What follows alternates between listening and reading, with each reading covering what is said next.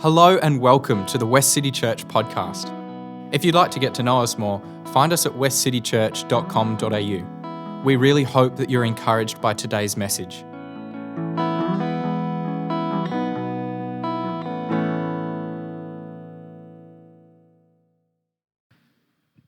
Thank you.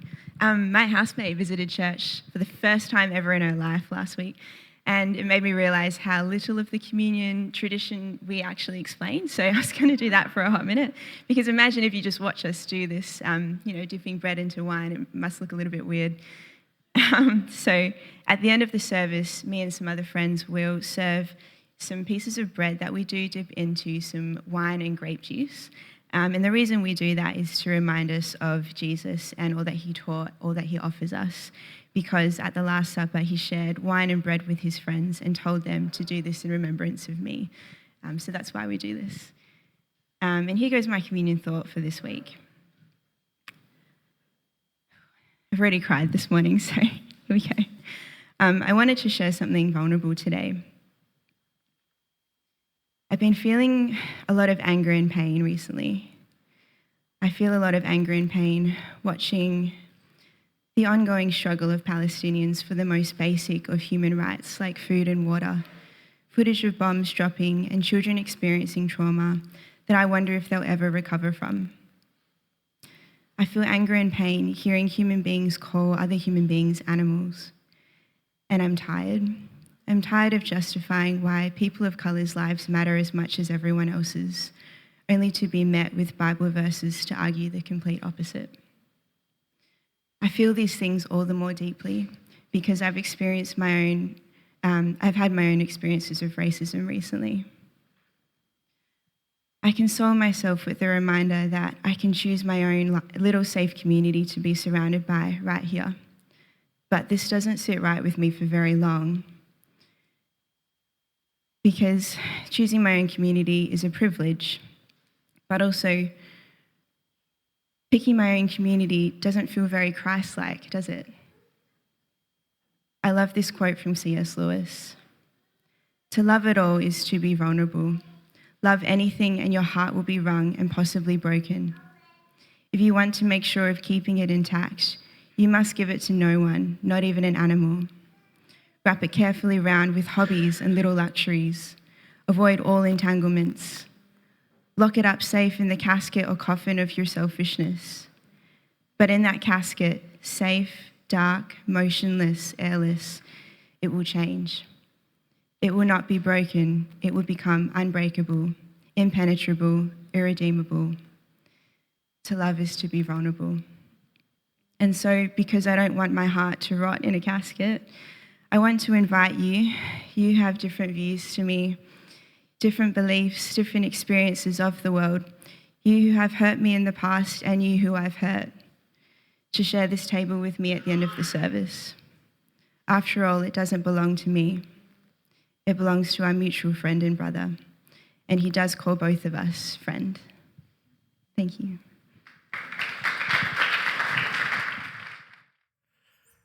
See everyone's faces. My name's Theo, and I work for the church here, mostly running kids' church and doing some volunteer oversight stuff, as well as a few other roles. But I'm glad to be here this morning to talk to you all. At the moment, we're in a series that's sort of meant to align with Lent, and all over the world, Lent is happening in a lot of liturgical churches, and for a lot of people that means going through a period of fasting that leads up to Easter. And I guess the intention, I never was part of a church that practiced Lent at all, and I guess the intention is that in the midst of the hustle and bustle of life, it's easy for Easter to come and go as just another weekend, but if we take seriously that it is the central part of, or like a memorial of, or a celebration of the central part of our faith, the death and resurrection of Jesus Christ, then we want to take some time to focus on that. To really lead up to it and prepare for it. And so Lent follows this centuries-old tradition of spending 40 days, just as Jesus spent 40 days wandering in the wilderness before he started his ministry, 40 days of us wandering and preparing and making ourselves ready to observe Easter when it gets here. One of my favourite ways I've seen of exploring what Lent is about reshaping ourselves, shaping ourselves into vessels that are ready to hold the mystery and the miracle and the wonder and the power of Easter, so that when that time comes by, we don't miss it because we're closed off or we're distracted, but that we are ready because we're in the right shape to receive the blessings and the feast that God has for us. And that sort of ties in as well a little bit with my idea about what Lent is, because we were taught that Lent was about fasting, but I was also taught that Lent was about a time of feasting, a time not to just put stuff aside, but a time for us to really put stuff aside so that we can enjoy the richness of who God is, enjoy the richness of His Word, of His presence, of His community, and of the miracle and mystery of Easter. So this morning, as part of what we're doing as Westcity, we've been looking through different practices that Christians all the way through to ancient times have done as a way of trying to shape ourselves to come to God and receive God. Kai and Josh spoke about prayer and fasting over the last couple of weeks, and I was called today to speak about meditation, hearing the voice of the Lord, and I'm glad to say that I can follow in there the great tradition of people getting up in this series and saying that they don't really know much about the topic they've been asked to speak on. and which is good, I'm in good company. But it means that what really captured me actually about this series was the title of it, this Soul Detox, Declutter Your Inner World. Because I find that is such an evocative title, right? Because I guess there's this sense that we have that there's things in the world that are kind of like our diets, right? We're constantly putting toxins in our body, and that there's something that builds up in us that makes our soul toxified, toxic and pure. And it might be the pressures of the world, the expectations, or the societal expectations. It might be the algorithms that our social media drives us down to try and manipulate us to buy things or to support certain causes. Or it might be the outraged media cycle that feeds us cycles of rage and mistrust, so that we become a fractured society. But there's this sense that there's a bunch of stuff hanging off of us, weighing down our souls, grief and betrayal and hurt, that we just need to get rid of, that we need to cleanse away. But if we cleanse all that away, then there's nothing left of our souls. And so I think in the model of fasting and feasting, to have a true soul detox, we need to also enjoy the space of letting God into our souls, creating a space where He can dwell and where we hear Him more clearly. Meditation really, and the tradition of Christian meditation really aligns with that. And the truth is, I'm not going to go into it a lot this morning. The barrier for entry on meditation is really low. And if you want to get into it, I'd really recommend it. I've done a lot of meditating this week, and I came to the conclusion that I didn't need to talk about it that much. The factors of meditation in in the Christian experience is that we stop and we pause. We take a long, ardent look at something. And then we ruminate over it. We extract as much nutrients as we can out of the same repetition. The song we just sung is a great example of that. It's a meditation on the Sermon on the Mount and exploring who the kingdom is for. We meditate when we come to say our benediction at the end of a service. We take a pause, an intentional pause, and we go through the repetition of saying words that hopefully we hear anew each time that we say them. And I wanted to sort of talk a little bit about a process, which I think is meditative, that might be a guide for us as we go through this Lenten period that might help reshape us. Because the thing that stood out to me most as I was praying and prepping today was that subtitle, Declutter Your Inner World. And it's evocative for me, and it makes me scared because I had an experience of decluttering my house a number of years ago. And I don't mean that I had an experience of doing a big clean and throwing a bunch of stuff away. I mean that we did an intentional, thorough audit of every single thing in our house and decided whether we wanted to keep it or get rid of it. And we went through the house and the yard and the shed and the filing cabinet and the files on the computer. And it was difficult and it was hard because for me, my family of origin is people who hoard things, who put attachments onto things, who accumulate stuff. And for my father, it was about, he would get equipment and parts and machinery. And for him, I think it was about generating wealth and opportunity. He never wanted to get rid of anything because if he got rid of something, it meant that an opportunity was lost. My mother, she liked to keep things from the past. She liked to keep trinkets and baubles. And I think for her, it was about creating comfort and creating a space of security.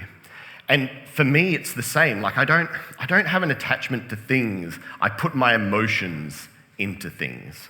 When my father left machinery outside and it got damaged or rusted, he wasn't upset because the machine was broken. He was upset because his personal worth had been deflated. When my mother's Swarovski crystal got knocked down and broken, she wasn't upset because she lost something precious to her. She was upset because she was forced into a space of discomfort. And so as I went through my house and I saw all the things around me, I wasn't looking at chairs and bowls and plates. I was looking at the memories of lost loved ones. I was looking at the aspirations I had for the kind of person I wanted to be that I had failed to be, or looking at the generosity that people had bestowed on me that I just had failed to return to them. And so I knew, so this is the process was, at the same time I was looking around my house a couple of years ago, I'd just gotten married, and we brought a bunch of stuff together, and I wasn't happy with the house I had, I wasn't happy with the space that I had, and I knew that there was something I wanted to reshape it into. But I also knew there was a barrier there. I also knew that it wouldn't be a simple job. It would be a case of working through those emotions and processing what was deep inside of me. And so it came to the first start, which is the decision phase. I had to meet with my wife and sort of say, hey, this isn't what I want it to look like. What do we want it to look like? And we had to decide that as hard as it was going to be and as exhausting as it was going to be, it was something we were willing to go through. Because it was months and months of every weekend processing through stuff and getting to work on Monday morning physically and emotionally exhausted because of the great work we had done over the course of the weekend. And ultimately, we never finished that decluttering because the burdens or the challenges, the requirements of life got to be so great that it was a project we had to put to the side and begin to focus on ourselves and managing life for a bit. It was an extremely rewarding process, but it was extremely difficult, and I knew that going in, and so I had to make decisions about that.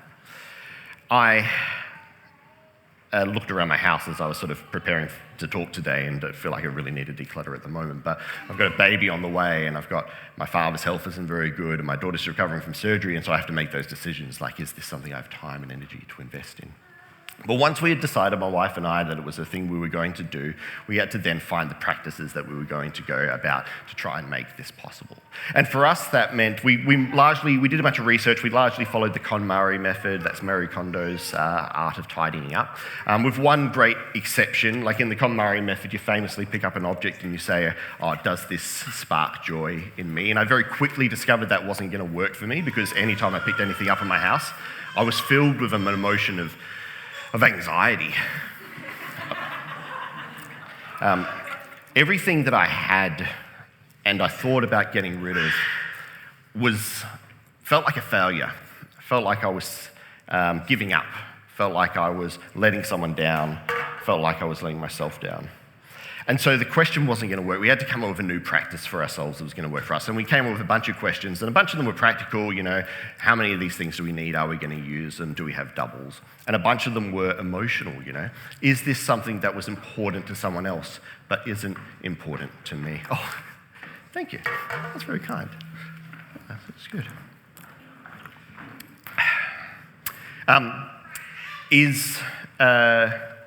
Is this something that reflects a part of someone that I used to be or wanted to be, but I'm not that person anymore?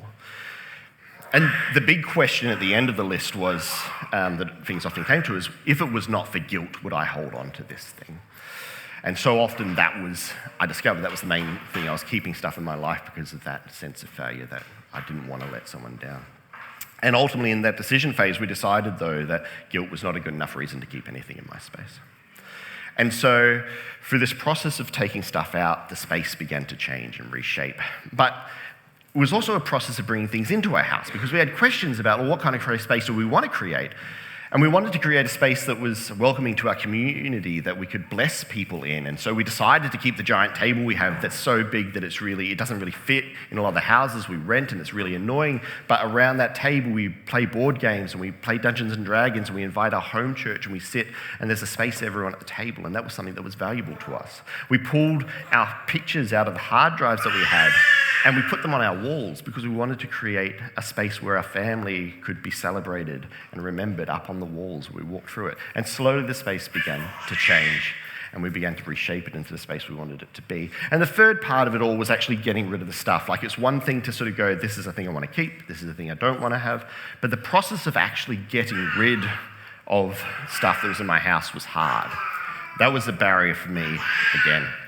If the question was, do I want to throw this thing out or throw it onto the ash heap, I couldn't do that. I couldn't make that decision. I had to separate my deciding whether I wanted to keep something from what actually happened to it.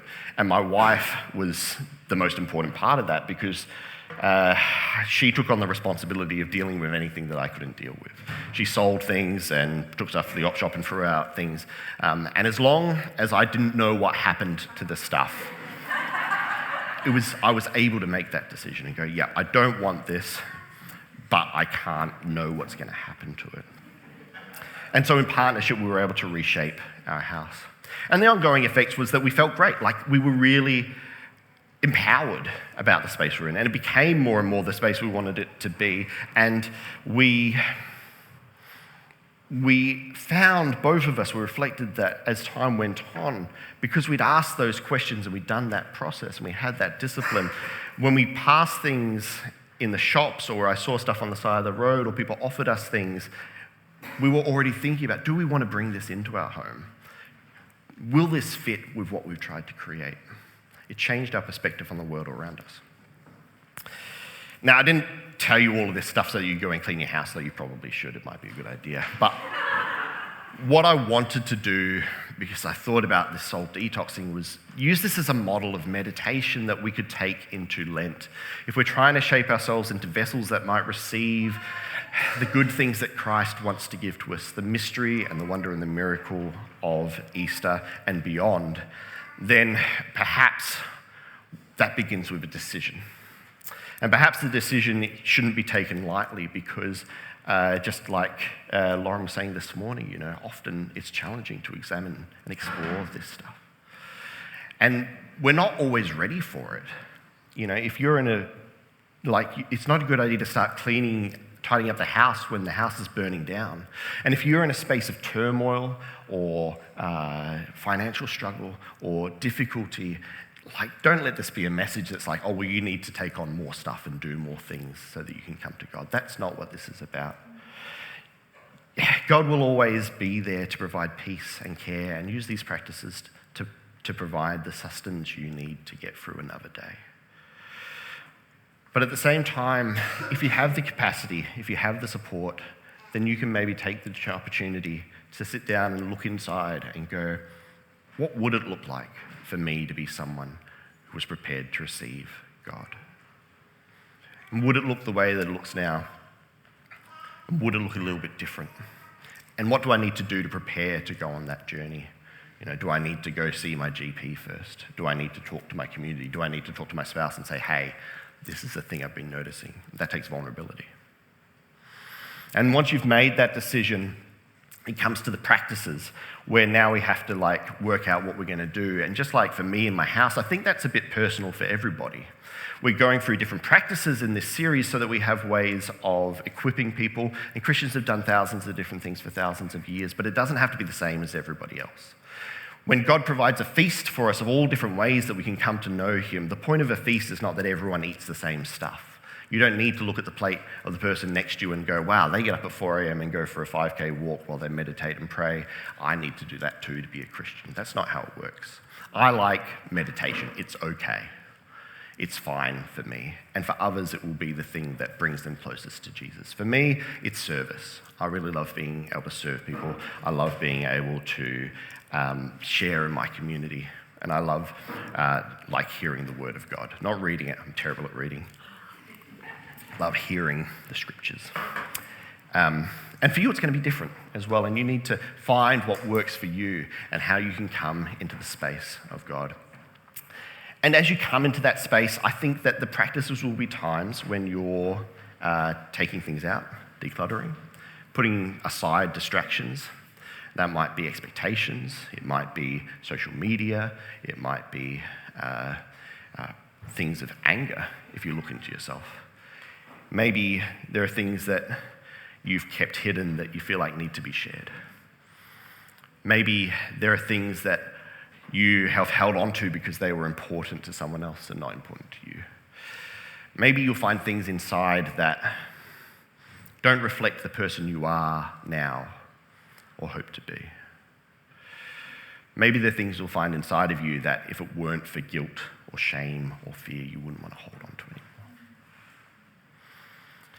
As we meditate and work over those things, I don't want people to end up in spirals. I don't want you to think about the process of having to deal with that. That comes next. But simply identifying the things that are in us that we might want to change. That's a big step. And you also want to identify the things that you want to feast on, the things that you want to bring in to your heart. Maybe that's more scripture, maybe that's more time with God, maybe it's more service, maybe that's more time with your family or friends. That's going to be up to you. And then the third part comes, and the third part is actually dealing with some of this deep stuff. And most of the stuff that's internal, like most of the stuff that when we sort of put our social media on pause and take some time out and we stop watching our shows and we put all that stuff aside, we discover why we did all those things. And it was to drown out the voices and the fears and the regrets and the hurts and the betrayals that lie at our very core. And that stuff is deep and icky. And mostly it's stuff that we can't really deal with on our own. It's too tough for that. But the good thing about being a Christian is we don't do anything on our own. We are always with God, but we're always in community. We pray together, we meditate together, we fast together, we sing together, we do embarrassing things together, we serve together, we cook together. That is the nature of Christianity, that's the nature of the church. And so if there is stuff in you that you need to get out, then feel free to hand it over to God. Feel free to hand it over to your small group or to your church community or to your partner. And there may be things that you need to hand over to a doctor or a psychologist or a counselor as well. And if you need help finding those, then being able to be vulnerable and reach out is an important part of that. And if anybody wants to drop things off this morning, there'll be people at the front here and we can pray for people. If you want to come up after the service, we can pray for you. There might be something that's going on for you right now. You don't have to deal with that stuff alone. God is here with us, working with us to reshape us. We don't need to be reshaped before we come to God. That's the miracle, is that we want to reshape ourselves so that we can receive God, but we can only do that through the power of God as well. And then what will the outcome be? Well, hopefully the outcome is that our lives begin to look a little bit more like the shape that we want them to look a little bit more like something that maybe we'll be able to receive the mystery and the miracle of Easter. And the person of who God is going forward as well, beyond Easter. And hopefully, just as with every spiritual discipline, as we practice these things, our perspectives will change. And we'll be more prepared as we face the new challenges of life, or as those things begin to rub up against us that made our soul toxic in the first place. Maybe we'll be a little bit more resistant to them.